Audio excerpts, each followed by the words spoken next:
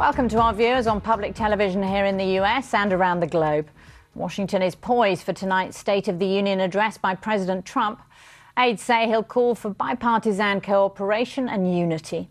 But Mr. Trump will deliver his primetime address to a divided Congress, one that's still smarting after a 35-day partial government shutdown over the president's call for a border wall with Mexico. For more on what we can expect tonight, the BBC's Catty Kay joined me earlier. White House aides say that this address is going to be all about comity, but given just how divided the two sides are, can anything really be achieved, do you think? Look, I think what the president wants to do tonight is to reach out to voters in the middle with some sense of unity and bipartisanship. We'll hear that tone. It's being written into his speech at the moment. And then also appeal to his base with a tougher line on immigration and that border wall. President Trump knows that he's not going to get a television audience this big again until the 2020 re-election campaign is well underway. And so he's got that political timetable in mind. Now, juggling those two things is going to be tricky in terms of tone, and we all know, Laura, that what is said in a speech tonight on Capitol Hill can very quickly be overturned with just one tweet tomorrow morning. Well, it can indeed. So, Catty, is this really laying out the battle lines for the 2020 election?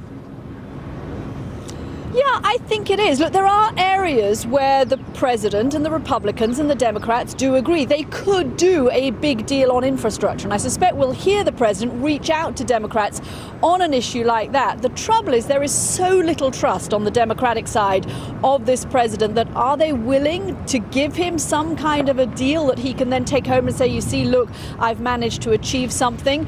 The 2020 re-election campaign, in a sense, is starting right now. We've already had those Democratic candidates who have launched their bids. They're going to be sitting right in front of the president. Tonight is his big audience also to talk about what he's achieved and what he can still achieve. And of course, the spectacle of all of this, crowned by Nancy Pelosi, Laura, sitting right behind him, the Democrat who has just given him a very tough time, a tough run for his money over that government shutdown. You're right, the 2020 re-election campaign is all over this State of the Union address. And Catty, what will you be watching for when you see Nancy Pelosi there, the symbol of divided government, watching over the president?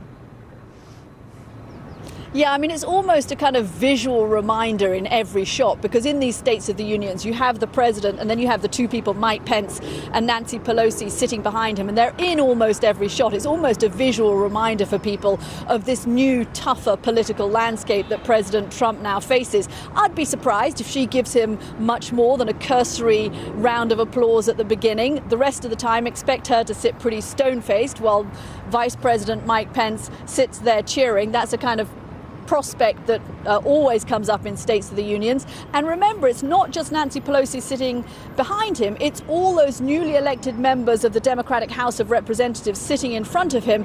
This is a very different State of the Union audience in that chamber than it was for him a year ago. Catty Kay, thank you.